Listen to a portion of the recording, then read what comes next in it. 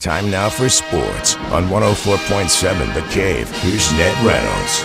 Mike, the intern, and I can see that you still have all your extremities in your fingers and all that stuff. So after shooting off all those smoke bombs over the weekend, you're still here, Ned Reynolds. Did you have a good week? None touched my hands. There were no fireworks at all. Probably couldn't even light one anymore. Did you back in the day? Heavens, yes. The big deal with us were cherry bombs, which have since been ruled illegal now. Because they were very, very strong, very strong. And sparklers, the usual 4th of July, but mostly those cherry bombs, and that was a big deal if you had a package of them. Would you blow up? Trash cans. The honesty. One thing I did do during vacation was watch a ton of the World Cup, and it was great. Team USA has got a hell of a battle tonight against Belgium, but they will have their top scorer back. Yeah, this is interesting, too, because although I'm not familiar at all with the history of soccer or anything of that nature, a reversal of a red card is almost unheard of. It may be literally so, but regardless of that, this is what happened with the Valérien Balogun of the USA. He is the top striker, top scorer on the team, and he was issued a red card in the game last week. Red card means that you're automatically banished for the next game. The red card was brought about by his leaping in the air and falling on, or actually landing on the ankle of an opposing player. I felt watching it totally accidental, but the referee did not see that. He saw it as a penalty, a red card penalty. Lots of wailing and gnashing of teeth from the United States. Suddenly, yesterday, the call was reversed. That never, or to my knowledge, never happens in soccer. The Danish team, the Belgian team, who the USA plays tonight, was totally outraged. They didn't know what. This is astonishment. They just have never seen anything like this. The call from President Donald Trump did not hurt the cause at all. He and the president of FIFA are closely associated, and the association president obviously said to the control board, hey, let's reverse this thing. It's to everyone's advantage if you do, and they did. So Balogun will play tonight for the USA, and as far as the favorites roll, well, it certainly is a big help to the United States team. We got, I agree. It goes from I think the biggest problem in this certain situation, at least from my perspective, is that it went from a no call to a red card immediately. Had this player shown consistency in that regard and had a yellow card already, red card all day. So I think it was an overreaction by the official in that game. Now, saying that, I felt the same way about the red card that was given last night, too, in the England-Mexico game. That's going to be interesting to see how that plays out as well, because it's almost exactly the same circumstances. Literally exactly the same. And so if FIFA doesn't give England the reprieve if they appeal it, because they can, but like I said before I left, man, and I'm saying it again, being a massive football fan, I was very curious to see if soccer/football fans felt the same way about their sport as a lot of us do about the NFL. It's rigged, the officials suck, et cetera, et cetera. They feel exactly the same way. So it feels good to not be alone.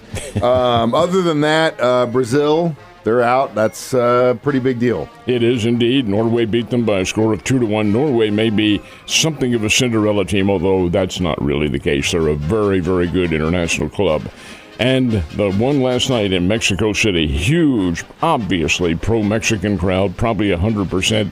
England wins the match. England 3, Mexico 2 on a penalty kick by Harry Kane that actually made the score 3-1. Mexico came back and made it close, but they're out of there. So England, which is also a former world champion in the World Cup competition, gets the victory here. So that sets up tonight's matchup. USA versus Belgium. It will be, it's going to be at Lumen Stadium where the Seattle Seahawks play. But for soccer purposes, it's called Seattle Stadium. They're all the city, which is just weird.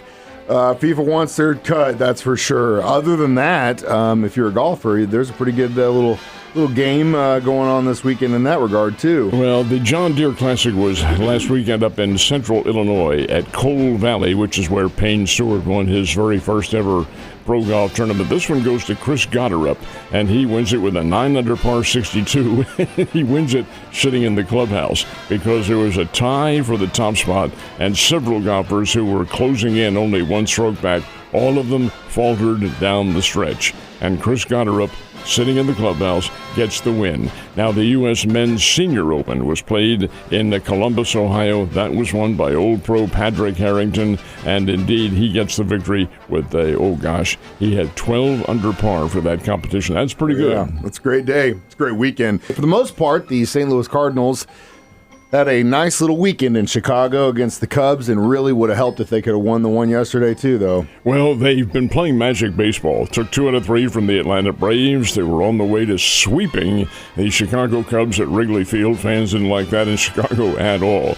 But then yesterday, 2-0, Cubs had the lead late in the game, and what happens? Cardinals get 2 on, and Jordan Walker puts one in orbit. I said, no, the Magic's continuing. They're riding that magic carpet. This is wonderful.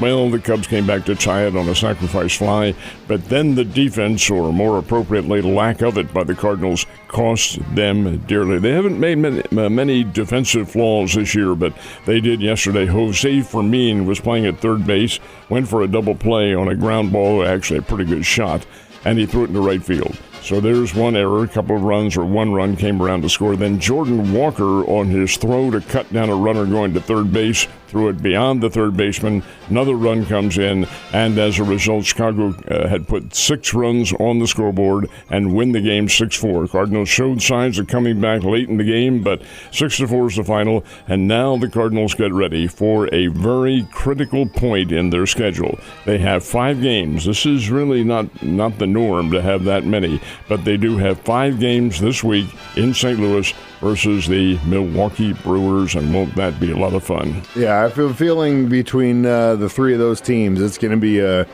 slugfest towards the end. The complete opposite could be said about my Kansas City Royals, who are the only team in the AL Central that don't have 40 wins yet, but they're doing a little bit back and forth with the Phillies right now.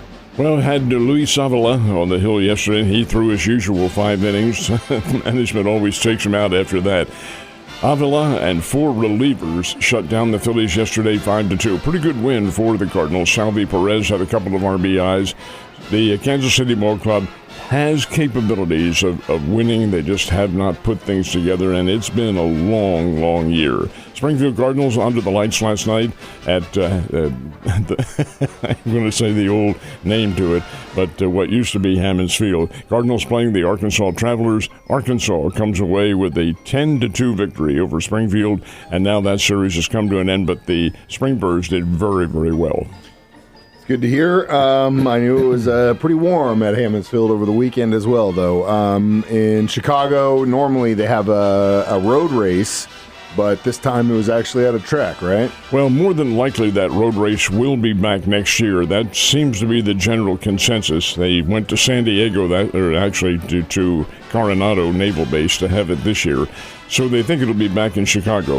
The Chicagoland Speedway, where they raced last night, is actually in Joliet, Illinois. It's a little bit out of town from Chicago, but they did race, had a big crowd there, and Chase Briscoe, driving the Bass Pro Shops car, comes away with the victory. Nice one for him, nice one for Johnny and company here in town, and a victory for NASCAR with Briscoe getting the checkered flag. Oh, yeah, man. Good to see you, brother, and I will see you tomorrow.